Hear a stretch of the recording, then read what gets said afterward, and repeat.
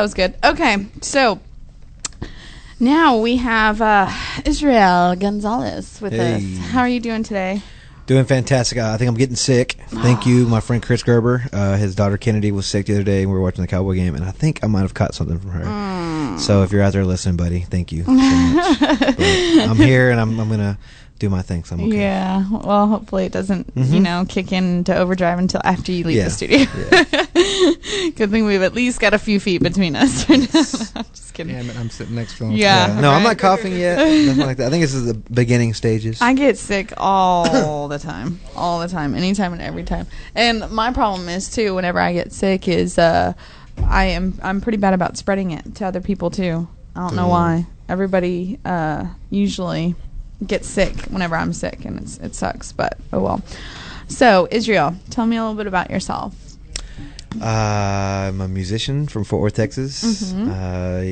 Originally born and raised? No, I was born in Harlingen, Texas, actually, down by Brownsville. Okay. I lived there until I was like 4 or 5. I really don't remember because I don't talk about it. I don't remember that much from there anyway. So I moved up here when I was like 5, and my brothers and my mom and my dad. How many siblings you got? I have 2 brothers. Very cool. Older, younger? I have one older, and not to bring down the show, but I had a younger brother who passed away when he was 19. Oh, I'm sorry to hear that. But no, he's a real big inspiration to me, and so. Well, that's good. But this show's dedicated to him. By the way, G, I know you're listening. So. Very cool, very cool. So yeah, I mean, it says right here, biggest source of inspiration is Jesus, obviously. So are you? That's obviously a big role in your music and everything. Oh, yeah. I mean, I'm not exclusively Christian music, but that's where it all comes from. I mean, love. I mean, that's what Jesus talked about was love. So definitely. That's pretty much where I get my inspiration from. Now, did you find that you're also the songwriter, obviously. Did you find it difficult to write some songs, or did that kind of come easy to you? Well, over the years, like when you first get started off doing that, you want to play covers and kind of sound like everybody else. And then after a while, kind of just start, with me, I don't know I hear some musicians saying that they do the same thing, but I have like a really weird memory, and I'll just think of a small part and just put it over here on the side of my brain and put another piece over here, and then like one day I'll just sit down and just kind of combine them and then put actually meaning and thought behind it, and with the melody and lyrics and stuff. So but I talked to some musicians, and they all have different processes with that. So, right. Yeah. Very neat. So, how long have you been writing and playing? Like, I think I finished writing my first song in 2004, and it wasn't that great. And I don't play it today. It usually never is. The first, but I think I'm gonna pick some parts out of it. I'm sure because I still have them all written down in a big pile of papers that I had, and but. Before that, I picked up a guitar when I was 19, very late bloomer. When I was 19. And you're how old now? 29. Okay. And so I was 19, picked up a guitar, learned it a lot faster than I've heard a lot of people do. I was playing really, really hard songs after maybe 6 months to a year of playing.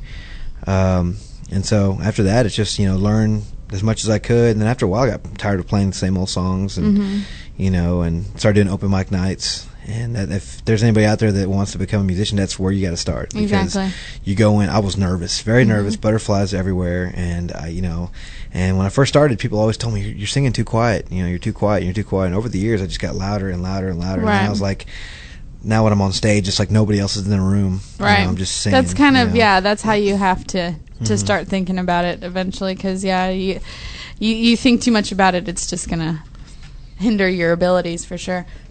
Where was the have you been to the Grotto's open mic? No, well, because I haven't done open mics in years. I stopped doing those like in 2004, I think, and after that I started writing, and met a good friend of mine in 2006, I believe, named Brandon Gaines.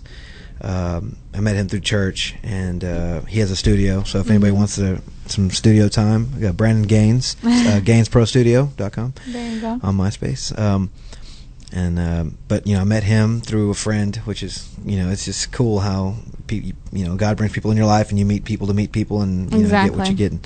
And so I met him, and we're still good friends now. And but I started actually when I recorded at his house. that's when I was like, man, I think I could probably do this now that I made friends with him, and he's really good at what he does, and he introduced me to some other musician friends that play other instruments, and now it's everything's kind of clicking now, and I'm still moving forward, and I'm not stopping. I mean, everyone goes through that spell where they're like, man, should I keep doing this? Is it even worth it? But something always came along to let me know that it was. You're supposed to keep pushing on. Oh, definitely. I've hit that point with this show so many times. I'm like, I don't even know if I should keep doing this, but yeah, people. It's the people around me that keep telling me, this is a good concept. I like this idea.